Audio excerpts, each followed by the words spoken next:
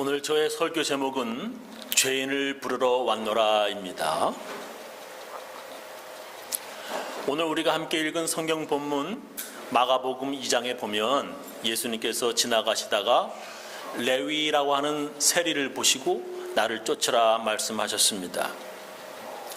그 레위라고 하는 세리는 즉시 그 자리에서 예수님을 따라 나서 제자가 되었습니다. 오늘 읽은 마가복음에서는 레위라고 나오지만 마태복음에서는 마태라고 매튜라고 나옵니다. 그 사람이 바로 마태복음을 지은 마태라고도 불리는 오늘 읽은 마가복음에 나오는 알페오의 아들 레위하고 같은 사람입니다. 마태복음 9장에 그 내용이 기록되어 있습니다. 제가 읽어보겠습니다. 마태복음 9장 9절 이하에 예수께서 거기서 떠나 지나가시다가 마태라 하는 사람이 세관에 앉은 것을 보시고 이르시되 나를 쫓으라 하시니 일어나 쫓으니라. 예수께서 마태의 집에서 앉아 음식을 잡수실 때에 많은 세리와 죄인들이 와서 예수와 그 제자들과 함께 앉았더니 바리새인들이 보고 그 제자들에게 이르되 어찌하여 너의 선생은 세리와 죄인들과 함께 잡수시느냐. 예수께서 들으시고 이르시되 건강한 자에게는 의원이 쓸데없고 병든 자에게라야 쓸데있느니라. 너희는 가서 내가 긍휼을 원하고 제사를 원치 아니하노라 하신 뜻이 무엇인지 배우라. 내가 의인을 부르러 온 것이 아니요 죄인을 부르러 왔노라 하시니라. 이렇게 마태복음서에 마태라고 기록되어 있고 오늘 우리가 함께 읽은 마가복음에서는 레위라고 하는 이름인데 모두 같은 사람입니다. 세리였던 레위, 다른 이름 마태가 예수님을 만나서 예수님의 제자가 되었다라고 기록되어 있습니다. 예수님께서 마태의 집에 들어가셔서 음식 잡수실 때에 세리였던 마태는 그의 친구들도 다 세리예요. 그래서 다른 세리들과 죄인들도 함께 초대되어 예수님과 함께 식사를 하고 있었습니다. 그때 바리새인들이 예수님의 제자들에게 이렇게 질문합니다. 어찌하여 왜 너의 선생은 세리와 죄인들과 함께 잡수시느냐? 예수님께서 그 소리를 들으시고 이렇게 대답하셨습니다. 건강한 자에게는 의원이 쓸데없고 병든 자에게라야 쓸데있느니라. 내가 의인을 부르러 온 것이 아니요 죄인을 부르러 왔노라 하시니라. 여러분은 이 말을 지금 아무 마음에 동의 없이 예수님께서 죄인을 왜 오셨다라고 하는 이상하게 들리지 않겠지만 그 당시의 시대 상황을 들여다보면 이 말이 그렇게 좋게 들리지 않게 됩니다. 그 당시 이스라엘은 로마군이 점령해서 다스리는 식민지였습니다. 그리고 세리들은 이 유대인들에게 세금을 거두어서 로마 제국에 바치던 사람들이었습니다. 그 당시 세리들은 딱 거둘 만큼만 세금보다도 부당하게 더 많은 세금을 거두어서 부자로 살았습니다. 그들이 어느 정도로 부당하게 세금을 더 거뒀냐 하면 세례 요한에게 세례 받으러 온 세리들에게 세례 요한이 이렇게 말할 정도입니다. 누가복음 3장 12절 세리들도 세례를 받고자 하여 와서 가로되 선생이여 우리는 무엇을 하리이까 하매 가로되 정한 세 외에는 늑증치 말라. 영어로는 don't collect any more than you are required 라고 써 있어요. 정한 세 외에는 늑증치 말라고 하는 말은 정해진 세금, 받을 만한 세금 외에 더 돈 받아내지 말라라고 하는 뜻입니다. 세례 요한이 세리들에게 이렇게 말할 정도면 이 세리들은 얼마나 많은 세금을 거두어서 착복했는지 우리가 알 수가 있습니다. 그래서 유대인들의 율법서인 탈무드에 보면은 유대인들이 같은 동족 유대인들인데도 미워해도 되는 사람들은 첫 번째가 살인자, 두 번째 강도인데 그런 사람들보다 더 미워해도 될 사람이 바로 세리였습니다. 참 대단하죠. 살인자, 강도보다도 더 미워해도 되는 사람들이 세리였다는 것입니다. 그렇게 유대인들은 이 세리들을 미워하고 증오했습니다. 탈무드에는 길에서 독사하고 세리를 만났는데 누구를 먼저 죽여야 하냐라고 하는 질문에 독이 있는 위험한 독사보다도 세리를 먼저 죽이라고 써 있을 정도입니다. 그럴 정도로 유대인들은 세리를 증오하였습니다. 한국도 예전에 일본의 식민지였을 때 한국 사람들이 제일 미워했던 사람들이 한국인 일본 경찰 끈앞풀이었습니다. 그죠? 일본에 대항하여 독립운동하던 한국 사람들을 일본 경찰에 몰래 신고해서 상금 받으며 생활하던 같은 한국인이면서 일본 경찰 앞잡이들을 한국 사람들은 제일 싫어했습니다. 그런 로마군 앞잡이고 민족 반역자들인 이런 세리들과 둘러앉아 지금 예수님이 식사를 하고 계시다는 것입니다. 예수님이 로마 군대의 점령하에서 그들에게 돈을 바치며 살아가는 세리들과 함께 앉아 식사를 하신다고 하는 것은 바리새인들 뿐만 아니라 일반 유대인들 보기에도 이게 좋은 모습이 아닌 것입니다. 예수님은 왜 그 당시에 하나님 말씀 따라 살아보려고 애를 쓰는 이런 바리새인 이런 사람들이 아니라 이런 민족 반역자 같은 세리들, 죄인들과 함께 식사하시고 그런 사람들을 왜 제자로 뽑으시냐는 것입니다. 첫 번째는 그 사람들이 자기 자신이 죄인임을 알기 때문에 그러는 겁니다. 그 당시 세리들은 자기들이 더러운 죄인이라는 것을 알고 있었습니다. 몸을 파는 창녀들은 자기들이 더러운 죄인이라는 것을 알고 있었습니다. 근데 자기들이 죄인인지 알지 못하는 사람들도 있었습니다. 지금도 마찬가지입니다. 아니, 죄인인지도 모르는 것뿐만 아니라 자기들이 의인인 줄 알고 있었습니다. 그런 대표적인 사람들이 바로 예수님이 미워하신 바리새인들이었습니다. 자기들은 죄 하나 안 짓는 거룩한 사람들이라고 착각했습니다. 그래서 그들은 함부로 사람들을 정죄하고 비판하였습니다. 요즘 교회도 이런 사람들 참 많습니다. 내가 죄인이라고 하는 것을 안다고 하는 것은 예수 믿는데 얼마나 중요한지 모릅니다. 왜냐하면 예수님은 의인을 부르러 온 것이 아니라 죄인을 부르러 오셨기 때문입니다. 요즘에 특히 예수 믿지 않는 사람들은 내가 왜 죄인이야? 내가 왜 죄인이냐 하면서 싫어합니다. 왜 사람들은 자기가 죄인인 것을 모를까요? 그것은 하나님을 알지 못하기 때문입니다. 하나님을 알지 못하고 또한 성경, 하나님의 말씀을 알지 못하기 때문입니다. 성경을 특히 구약이라고 하는 것을 율법이라 이렇게 법이라고 부릅니다. 하나님의 법이 기록된 책이 바로 구약이 있습니다. 법을 모르면 사람들은 죄가 아니라고 우기고 내가 왜 죄인이냐고 말합니다. 법이 없으면 힘이 센 사람들이 자기 멋대로 살게 되고 법이 없으면 이게 죄도 안 되는 것입니다. 동영상 하나 보시겠습니다. 미국에서는 달리는 버스 안에서 한 남성이 80세 할머니에게 다짜고짜 발길질을 하고 이를 말리던 60대 여성 기사까지 폭행하는 사건이 벌어졌습니다. 이 같은 묻지마 폭행 사건이 잇따르면서 누구나 방어 기술 하나쯤은 익혀둬야 한다는 게 전문가들의 조언입니다. 달리는 버스 안. 한 남성이 갑자기 자리에서 일어나더니 맞은편 여성 승객의 얼굴에 발길질을 해댑니다. 이 여성은 80세의 올슨 씨. 남자는 올슨 씨의 얼굴을 잡고 바닥에 쓰러뜨리기까지 합니다. 이번엔 무릎 꿇은 올슨 씨의 얼굴을 주먹으로 사정없이 때립니다. Punch, you know, sort of like this. Yeah. What the hell did he do that for? 버스 기사인 60세 여성이 말려봤지만 오히려 남자에게 밀리고 목을 졸립니다. 버스 기사가 열쇠를 가지고 뛰쳐나가는 기질을 발휘한 덕에 폭행 사태는 마무리됐지만 올슨 씨는 눈에 멍이 들고 코뼈를 다치는 부상을 입었습니다.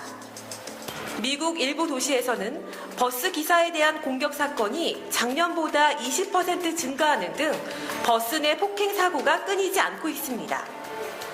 버스 문이 열리자마자 다짜고짜 기사의 머리를 공격하는가 하면 장애인석에 앉아있는 앞 못 보는 노인을 주먹으로 무자비하게 때리는 일도 벌어졌습니다. 특히 힘없는 노인을 노린 강도와 폭행이 잇따르자 미국에선 집안이 호신술 등을 배우는 사람들이 갈수록 늘고 있습니다. Make you feel young, give you more energy. You know how to protect yourself. If not, what happened? You let him suck it till you no way. 전문가들은 언제 어디서 발생할지 모를 묻지마 폭행에 대비해 방어 기술 하나쯤은 알아두는 게 도움된다고 조언합니다. I'm going for targets like the eyes, the throat, okay, and the groin. 또 폭행을 목격했을 때는 정의감에 섣불리 나서지 말고 일단 자리를 피한 뒤 구조 요청을 해야 한다고 당부했습니다. 사람들이 사는 곳에는 반드시 법이 있어야 합니다. 법은 약속입니다. 차를 운전할 때는 오른쪽으로 차를 모은다고 하는 약속, 빨간 신호에는 서야 한다는 이게 약속이 바로 법입니다. 이런 약속이 법입니다. 사람들이 사는 곳에는 법이 필요합니다. 힘이 센 사람들이 아무렇게나 자기 멋대로 약한 자를 공격하지 못하게 하는 법이 있어야 합니다. 다른 사람의 것을 빼앗고 훔치면 안 된다고 하는 법이 있어야 합니다. 그러나 짐승들에게는 그런 법이 없습니다. 힘이 센 동물이 약한 동물을 잡아먹는 법만 존재할 뿐입니다. 사람이 사는 곳 어느 곳이든지 법이라고 하는 것이 있어야 정의가 있는 것입니다. 짐승이 아니라 사람답게 사는 법이 처음 시작된 것이 바로 종교였습니다. 그리고 그 종교의 법으로 살아가는 것이 바로 윤리와 도덕입니다. 법 중에 가장 최고의 법이 하나님의 법입니다. 예를 들면 결혼하지 않은 20대의 남자 여자가 하룻밤 함께 지내는 것 이젠 죄도 아닙니다. 결혼하지 않고 동거하는 것 이제 죄도 아닙니다. 그러나 하나님의 법에는 그것은 죄입니다. 하나님의 법을 모르면 죄도 안 되고요. 그래서 자기가 죄인이 아니라고 하는 것입니다. 하나님의 법을 모르면 그런 무지함으로 자기가 죄인이 아니라고 말합니다. 법이 있는데 그런 법이 어디 있냐고 나는 그런 법 있는 줄도 몰랐다라고 한다면 아프리카 원주민이 뉴욕 맨하튼에서 발가벗고 다니면서 함부로 대변 보면 죄인이 안 되는 것입니까? 법을 모른다고 죄 없다 하지 않습니다. 그래서 법 모르는 사람들, 이런 사람들은 사람들이 사는 곳에서 분리시켜서 감옥에 가가지고 이게 죄야 라고 하는 것을 알게 해주는 것입니다. 몰라? 계속 몰라? 더 오래 감옥에 보내서 알려주는 것입니다. 그래도 모르면 법을 아는 사람들과 법을 지키며 살아가는 사람들하고 분리시켜서 일평생 감옥에 있게 해야 합니다. 그래도 모르면 죽어서도 지옥에 가게 됩니다. 하나님께서 하나님의 백성으로 살아가도록 율법을 주셨는데 사람들은 그 법을 어겼습니다. 그래서 하나님께서 용서하시기 위해서 어린 양, 자기 대신 어린 양을 대신 죽게 하셨습니다. 근데 사람들은 어린 양을 자기 대신 죽게 하는 것이 이게 계속 경제적으로 부담되어서 병든 것이라든지 팔아도 가치 없는 것으로 죽이다가 나중에는 그것도 아까워서 죄 안 지은 척 했습니다. 그래서 하나님께서 하나님의 아들이신 예수님의 피로 모두 용서함 받게 하셨습니다. 예수님은 어찌할 수 없는 죄인들을 구원하시기 위해 어린 양으로 오신 하나님의 아들이십니다. 근데 자기가 죄인인 것을 모른다면 그 사람은 예수님이 오실 필요가 없게 되는 사람이 되는 것입니다. 세리들과 창녀들은 자기들이 죄인인 것을 알았는데 바리새인들은 자기들이 죄인이라는 것을 몰랐다는 것입니다. 그래서 예수님은 자기들이 죄인임을 알고 있는 사람들을 구원하시는 것입니다. 두 번째로는 왜 예수님께서는 이런 죄인들, 세리들을 제자로 뽑으시나? 그 사람들이 바로 회개하기 때문에 그렇습니다.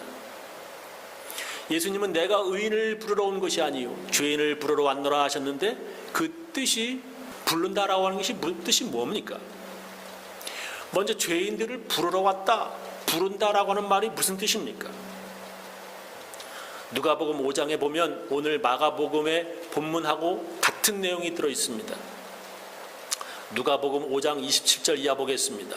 그 후에 나가사 레위라 하는 세리가 세관에 앉은 것을 보시고 나를 쫓으라 하시니 저가 모든 것을 버리고 일어나 쫓으니라. 레위가 예수를 위하여 자기 집에서 큰 잔치를 하니 세리와 다른 사람이 많이 함께 앉았는지라. 바리새인과 저의 서기관들이 그 제자들을 비방하여 가로되 너희가 어찌하여 세리와 죄인들과 함께 먹고 마시느냐. 예수께서 대답하여 가라사대 건강한 자에게는 의원이 쓸데없고 병든 자에게라야 쓸데있나니 내가 의인을 부르러 온 것이 아니요 죄인을 불러 회개시키러 왔노라. 죄인을 불러 회개시키러 왔노라. 죄인을 불러 회개시키러 왔노라고 예수님께서 말씀하십니다. 죄인을 부르러 왔다라고 하시는 말은 죄인을 불러 회개시키러 왔다라고 하는 뜻입니다. 죄인을 불러 회개시키러 왔다고 하는 게 무슨 뜻입니까? 회개는 너 죄인이라 말할 때 그렇습니다 라고 인정하는 것이 회개의 시작입니다. 회개를 가장 잘한 사람이 성경에 써 있습니다. 누군지 아십니까? 그가 성경에 남긴 글을 읽어보겠습니다. 시편 32편 1절부터 읽겠습니다. 허물의 사함을 얻고 잘못된 그런 죄의 용서함을 얻고 그 죄의 가리움을 받은 자는 복이 있도다. 마음에 간사가 없고 여호와께 정죄를 당치 않은 자는 복이 있도다. 내가 토설치 아니할 때에 종일 신음함으로 내 뼈가 쇠하였도다. 주의 손이 주야로 나를 누르시오니 내 진액이 화하여 여름 가물에 마름같이 되었나이다. 내가 이르기를 내 허물을 여호와께 자복하리라 하고 주께 내 죄를 아뢰고 내 죄악을 숨기지 아니하였더니 곧 주께서 내 죄의 악을 사하셨나이다. 이런 회개의 시를 쓴 사람이 바로 다윗입니다. 자기가 죄를 고백하지 않았을 때에 괴로워 종일 신음하고 뼈가 쇠하였다라고 말합니다. 그래서 하나님께서 회개하지 않은 자기를 주야로 누르시니 자기가 정말 말라 죽는 것 같이 괴로웠다는 것입니다. 그래서 숨기지 아니하고 죄를 하나님께 고백하였더니 하나님께서 그 죄를 모두 용서하셨다는 시입니다. 죄를 지었다고 너는 죄인이라 이렇게 할 때에 그렇습니다라고 인정하는 것이 바로 회개의 시작입니다. 세리와 창녀들은 자기들이 죄인이라고 인정하였습니다. 그래서 죄인을 구원하러 오신 예수님을 하나님의 아들로 믿었습니다. 그러나 자기들이 무슨 죄인이냐면서 자기들은 거룩한 의인이라고 했던 바리새인들은 죄인을 구원하러 오신 예수님이 필요 없었습니다. 그래서 죄인이 아닌 그들은 죄인을 구원하러 오신 예수님을 십자가에 못 박아 죽였습니다. 예수님은 죄인들을 위해 오셔서 죄인들이 아닌 사람들에 의해 죽으셨습니다. 죄인들이 아닌 사람들은 회개할 것도 없고요. 또한 회개할 수도 없습니다. 동영상 하나 보시겠습니다. 네, 일본에선 어제 장애인 수십 명을 무참히 해친 이 살인마의 얼굴이 언론에 공개됐는데요. 오히려 피해자들을 도운 거라며 시종일관 활짝 미소 지은 얼굴을 보여 일본 사회를 경악해 했습니다. 도쿄 전재호 특파원입니다. 엷은 미소를 머금은 얼굴, 카메라에 잡힌 용의자의 얼굴엔 19명의 장애인을 흉기로 살해한 사람에게서 볼 수 있을 거라곤 상상할 수 없는 표정이 담겨 있었습니다. 장애인들을 도와주고 싶어서 범행을 저질렀다며 후회도 반성도 않는다는 진술도 충격적입니다. 다만 유족들에겐 갑자기 이별하게 만들어 미안하다고 말했습니다. 장애인들에 대한 극심한 혐오를 가졌던 그의 행적도 속속 드러나고 있습니다. 病気ないんだから迷惑かかるから死んでしまえみたいな話をしてましたね。 범행을 벌인 시설에서 일하면서 장애인들의 장애 정도를 잘 알고 있었기 때문에 그가 중증 장애인만 골라 범행했을 가능성도 제기되고 있습니다. 실제로 사망자 19명, 부상자 26명 대부분은 중증 장애가 있던 사람들이었습니다. 防ぐことができなかったことは残機に耐えない 옴질교 사건보다도 많은 사망자가 발생한 최악의 살상금, 희생자가 많고 사건 현장도 넓어 진상규명에는 데에는 시간이 좀 더 필요해 보입니다. 게다가 470명의 장애인을 살해하겠다고 예고했던 만큼 막을 수 있는 범죄를 못 막았다는 탄식도 나오고 있습니다. 도쿄에서 MBC 뉴스 전종우입니다. 지난 7월에 일본에서 벌어진 장애인들 19명을 죽인 사건입니다. 그 사람은 장애인들을 죽인 게 아니라 죽도록 도와주었기에 반성도 후회도 없다고 말합니다. 죄인인지 모르면 회개할 것 하나도 없고요. 회개할 것도 없는 사람들은 하나님의 불쌍히 여기는 은혜도 받을 수 없습니다. 자기들이 의인이라고 생각했던 바리새인들은 회개할 것 하나 없었고, 그래서 그들은 은혜가 아닌 오직 율법을 지켜받는 보상을 받으려고 하는 것입니다. 은혜는 율법을 지킬 수 없는 죄인들이 죄인이라고 인정하는 회개함으로 받게 되는 것입니다. 그래서 성경은 구원은 은혜로 받는 것이라 말씀하십니다. 에베소서 2장 8절, 너희가 그 은혜를 인하여 믿음으로 말미암아 구원을 얻었나니 이것이 너희에게서 난 것이 아니요 하나님의 선물이라 했습니다. 행위에서 난 것이 아니다. 이는 그 누구도 자랑치 못하게 함이로라 하셨습니다. 구원은 옳은 행위했다고 해서 받는 것이 아니라 그럼에도 불구하고 회개함으로 은혜로 받는 것입니다. 율법을 지켜서 구원받았다고 하는 사람들은 은혜가 은혜되지 못하고요. 그런 사람들은 은혜에서 떨어진 사람들입니다. 로마서 11장 6절에 기록되어 있습니다. 만일 은혜로 된 것이면 행위로 말미암지 않음이니 그렇지 않으면 은혜가 은혜되지 못하느니라. 갈라디아서 5장 4절에도 이렇게 기록합니다. 율법 안에서 의롭다 함을 얻으려 하는 너희는 그리스도에게서 끊어지고 은혜에서 떨어진 자로다 하셨습니다. 율법을 지켜서 아무런 회개할 것 없는 바리새인들은 은혜를 받지 못하여 예수를 믿지 못하는 것입니다. 그러나 세리들과 창녀들은 바로 그런 죄를 고백하는 회개로 인하여 하나님의 은혜를 받아 예수님을 믿음으로 구원받는 것입니다. 그래서 은혜는 회개하는 죄인들이 받는 것입니다. 회개할 것 없는 사람들은 은혜 받지 못합니다. 요약하면서 제 설교를 마치겠습니다. 왜 예수님은 의롭게 살려고 노력했던 바리새인들보다 죄 지은 세리들, 죄인들을 부르러 오셨다라고 하시는 것입니까? 그건 첫 번째로 그들이 죄인임을 알기 때문에 그렇습니다. 죄인임을 알지 못하는 사람들은 죄인을 구원하러 오신 예수님이 필요 없습니다. 세리들은 자기가 죄인임을 알기에 예수님을 믿었습니다.